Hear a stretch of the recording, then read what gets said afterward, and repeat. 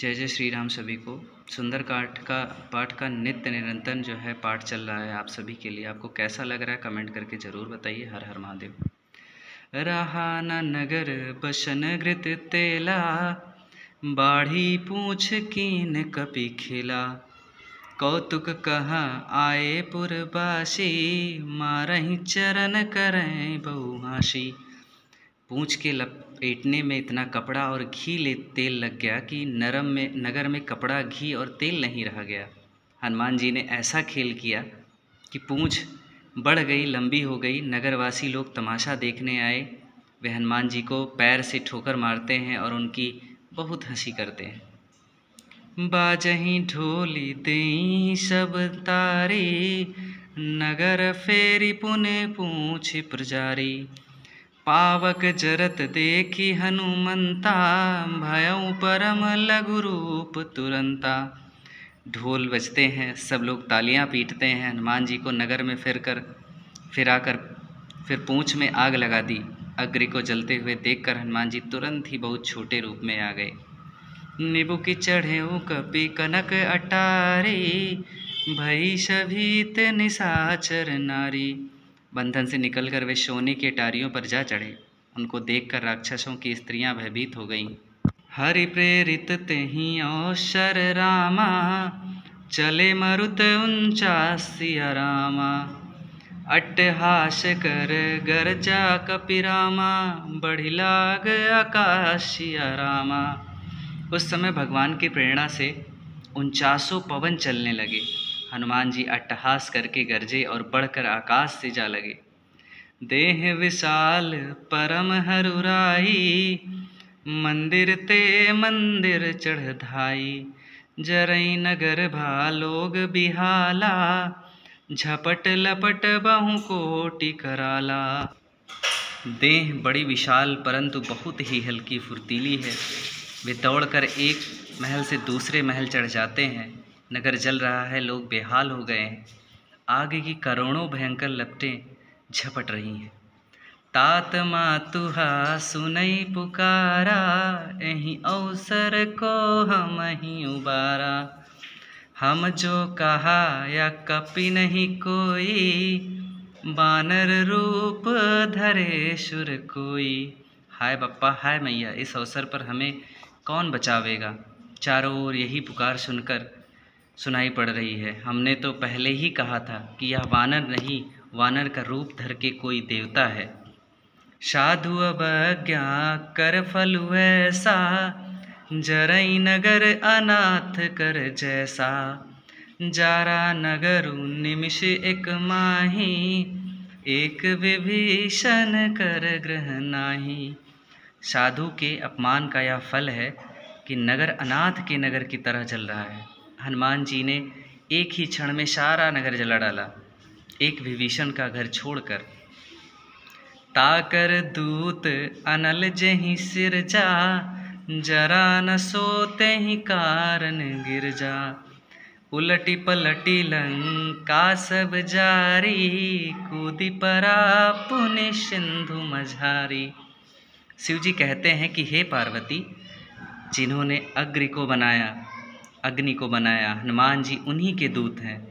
इसी कारण वे अग्नि से नहीं जले। हनुमान जी ने उलट पलट कर एक ओर से दूसरी ओर तक सारी लंका जला दी। फिर वे समुद्र में कूद पड़े। पूछि बुझाई कोई श्रम रामा, धरि लघु रूप बहोर सिया रामा। जनक सुता के आगे रामा, ठाढ़ भयउ कर जोर सिया रामा। पूँछ बुझाकर थकावट दूर करके और फिर छोटा सा रूप धारण कर हनुमान जी श्री राम जानकी के सामने हाथ जोड़कर जा खड़े हुए। ये हनुमान जी की विनम्रता है। आप देखिए कि इतने वो बलशाली हैं, इतने वो ज्ञानवान हैं, फिर भी हाथ जोड़कर ही हमेशा सबके सामने नतमस्तक रहते हैं। मातु मोहि दीजे कछु चीन्हा, जैसे रघुनायक मोहि दीन्हा। चूड़ामणि उतारी तब दयऊ, हर्ष समेत पवन सुत लयऊ। हनुमान जी कहते हैं, हे माता, मुझे कोई चिन्ह दीजिए, जैसे रघुनाथ जी ने दिया था। तब सीता जी ने चूड़ामणि उतार कर दी। हनुमान जी ने उसको हर्षपूर्वक ले लिया।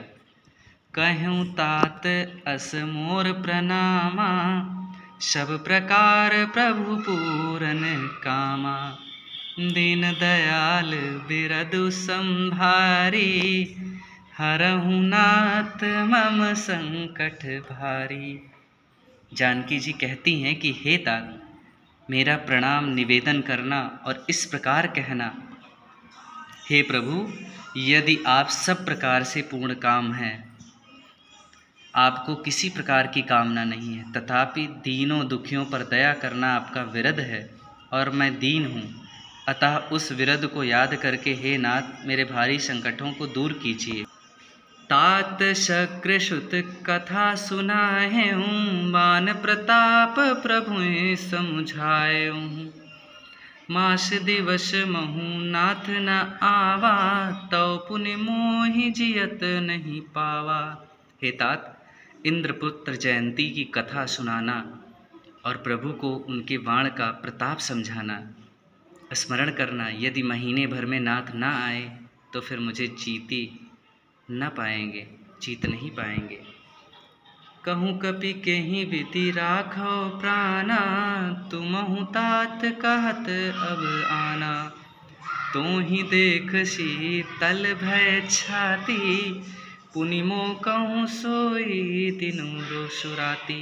हे हनुमान, कहो मैं किस प्रकार प्राण रखूं। हे तात, तुम भी जब जाने को कह रहे हो, तुमको देखकर छाती ठंडी हुई थी, फिर मुझे वही दिन और वही रात।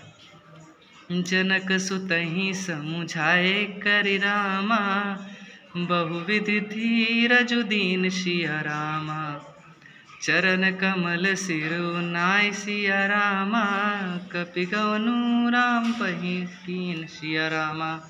हनुमान जी जानकी जी को समझाकर बहुत प्रकार से धीरज दिया और उनके चरण कमलों में सिर झुकाकर श्री राम जी के पास गमन किया। चलत महाधुन गरजसि भारी, गर्भ स्रवहि सुनि निश्चर नारी। नाग सिंधु एहि पारहि आवा, शब्द किलकिला कपिन सुनावा। चलते समय उन्होंने महाध्वनि से भारी गर्जना किया, जिसे सुनकर राक्षसों की स्त्रियों के गर्भ गिरने लगे। समुद्र लांघ कर वे इस पार आए और उन्होंने वानरों को किलकिला शब्द हर्ष ध्वनि सुनाया।